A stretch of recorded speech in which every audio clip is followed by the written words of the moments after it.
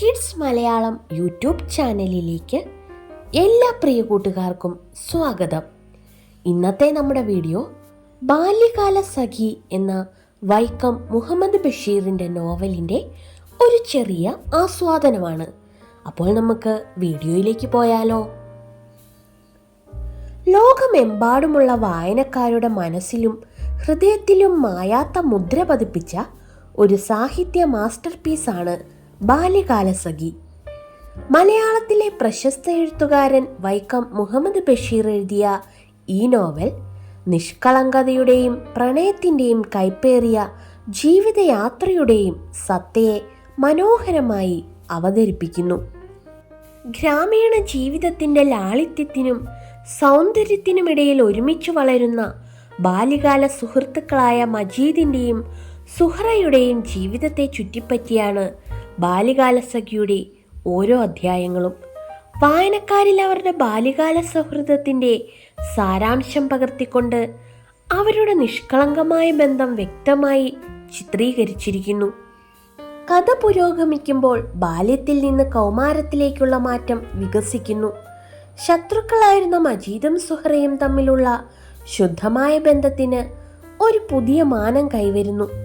ജീവിതത്തിൻ്റെ ഈ പരിവർത്തന ഘട്ടത്തിൽ ഉണ്ടാകുന്ന വികാരങ്ങൾ, ആഗ്രഹങ്ങൾ, സംഘർഷങ്ങൾ എന്നിവ പര്യവേഷണം ചെയ്യുന്ന യുവ പ്രണയത്തിൻ്റെ സങ്കീർണതയിലേക്ക് നോവൽ കടന്നുപോകുന്നു. സുഹ്റയും മജീദും അക്കൊല്ലം ജയിച്ചു. എന്നാൽ സുഹ്റയുടെ ബാപ്പയുടെ അകാല മരണം പട്ടണത്തിൽ പോയി പഠിക്കാനുള്ള സുഹ്റയുടെ സ്വപ്നം പാടെ തകർത്തു.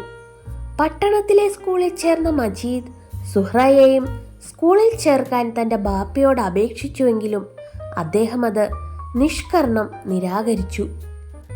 കാലചക്രം മെല്ലെ തിരിഞ്ഞു. മാറും തലയും വളർന്ന ഒരു യുവതിയായി സുഹ്റ. മജീദ് പൊടിമീശക്കാരനായ ഒരു യുവാവും. കാലിൽ വിഷക്കല്ലുകൊണ്ട് കിടപ്പിലായ മജീദിനെ ശുശ്രൂഷിക്കാനെത്തിയ സുഹ്റയുമായി മജീദ് ആദ്യ ചുംബനത്തിൻ്റെ രുചി നുണഞ്ഞു. സ്വേച്ഛാധിപതിയായ ബാപ്പയുമായുണ്ടായൊരു ഉരസലിൽ വ്രണിത ഹൃദയനായി അഭിമാനിയായ മജീദ് വീടും നാടും വിട്ടു, അവൻ്റെ പ്രിയപ്പെട്ട സുഹ്റയോട് ഒരു യാത്ര പോലും പറയാതെ. മജീദിൻ്റെയും സുഹ്റയുടെയും കഥയിലൂടെ ബാല്യകാല സഖി 20-ാം നൂറ്റാണ്ടിൻ്റെ തുടക്കത്തിൽ നിലനിന്നിരുന്ന കർക്കശമായ സാമൂഹിക മാനദണ്ഡങ്ങളെ നിശിതമായി വിമർശിക്കുന്നു. ജാതി, മതം, സാമൂഹിക പ്രതീക്ഷകൾ എന്നിവയുടെ പരമ്പരാഗത സങ്കല്പങ്ങളെ നോവൽ വെല്ലുവിളിക്കുന്നു. മജീദ് 10 കൊല്ലത്തിന് ശേഷം തിരികെ വരുന്നത് തൻ്റെ വീട് ആണ്ടുപോയിരിക്കുന്ന ദാരിദ്ര്യം എന്ന വ്യാധിയിലേക്കാണ്. ശരീരത്തെയും ഹൃദയത്തെയും ആത്മാവിനെയും നശിപ്പിച്ചു കളയുന്ന ആ വ്യാധി സുഹ്റയെക്കുറിച്ചോർത്ത് ദുഃഖിച്ചിരിക്കുവാൻ അനുവദിക്കുന്നില്ല.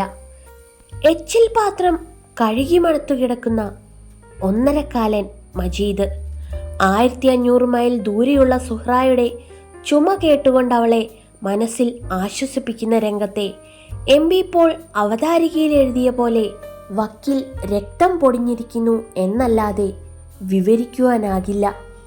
എച്ചിൽ പാത്രങ്ങൾ കഴുകി ലഭിക്കുന്ന വരുമാനം കൊണ്ട് ജീവിതത്തിൽ പിടിച്ചു കയറുകയായിരുന്നവന് വീട്ടിൽ നിന്ന് അശ്വിനിപാതം പോലൊരു കത്ത് വന്നു.